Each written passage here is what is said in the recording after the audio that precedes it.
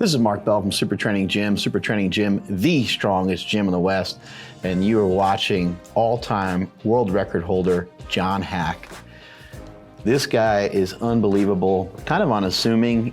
He doesn't have a huge presence on social media, although he is gaining ground because he's just such a badass with his lifts. 181-pound lifter, not a huge guy, but he's lifting some huge weights. And I don't really understand how he's doing it. He's just in a pair of knee sleeves. And here he is with 628 pounds. And what you're gonna see at the end of this video is John Haack going for a deadlift with 4.4 times his body weight. It's just absolutely ridiculous. 628 pounds right there, went up without a hitch, very easy squat, but he didn't quite get low enough. Sometimes some of the athletes that kind of drive the knees forward like that, like the way that John squats, his squat form is awesome. He does a great job of staying very upright. But sometimes you can kind of take a look. I'm gonna pause this for a second and slow this down for you guys. Watch where he initiates the squat. It's gonna kind of drive the knees forward, but when you drive the knees forward, you're also gonna be driving the knees downward. And so it's kind of a race now between where your knees are gonna go and where your hips are going to end up. And so therefore his knees went down lower as he went down. And so his hips have to try to chase after his knees in order to get proper depth. Although he still looked like he got pretty darn low on that squat to me. And he just rockets it back up again because he's a strong guy. It doesn't matter if he's at the bottom of the squat. It actually looks like he is even stronger at the bottom of his squat. That huge Asian guy in the background is that huge Asian guy from Instagram who also deadlifts over 800 pounds. Not a bad guy to have in your corner. Interesting thing here, I'll pause this again for just a second, is that John Haack continued to go up. That's a veteran move. Very rarely do you see athletes go up in weight, and sometimes, even though he is a veteran lifter, sometimes it could be a huge error. Even if it's a technical thing you're getting called for, and even if you think you're strong enough, to go up in weight every time shows a lot of confidence and probably a lot of experience on the platform. So while I understand you want to be like John Haack, probably not a great idea for you to act like John Haack because you're not him. For now anyway. It's going to take a lot of time and experience to be able to catch up to what this guy is able to do. So he's one of the few guys. He missed 2 lifts, he misses 1 more, he's out of the competition completely. And here he goes with 688 pounds on his back. That didn't look hard at all. Actually, kind of an interesting technique there. It almost looked like he pushed backwards into that squat and almost looked like he was about to fall backwards. But it looked like he had even more energy in the tank. It looked like he could, potentially squat over 700 pounds in just a pair of knee sleeves. It was unbelievable. Here he is absolutely crushing a 463-pound bench. Normally, there's gonna be some holes in somebody's game somewhere. Normally, somebody is going to, they might squat well and deadlift well, but usually don't bench well, or they might bench really well and they might struggle with a deadlift.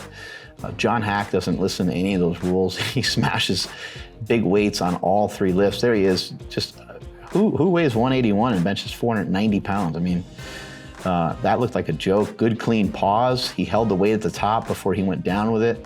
And here he is attempting 512 pounds. Really pay attention to the form and technique that he utilizes. He does a great job. Not a lot of shoulder rotation, not over tucking the elbows, but the elbows were into the side. And he just didn't even struggle with that. 512.6 pounds. I'm gonna back that up. That is worthy of watching at least 1 more time. That is an unbelievable amount of weight. Here we go, 512, here he goes again. I don't know how the guy does it. Does a great job of arching. You also kind of notice that he has his heels up off the ground.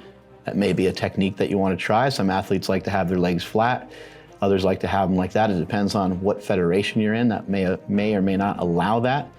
But this is a USPA meet, and you're allowed to have the heels off the ground. Looked like he did a good job having the legs locked in for those bench presses. Powerlifting is a long day, and here he goes for a 744-pound deadlift.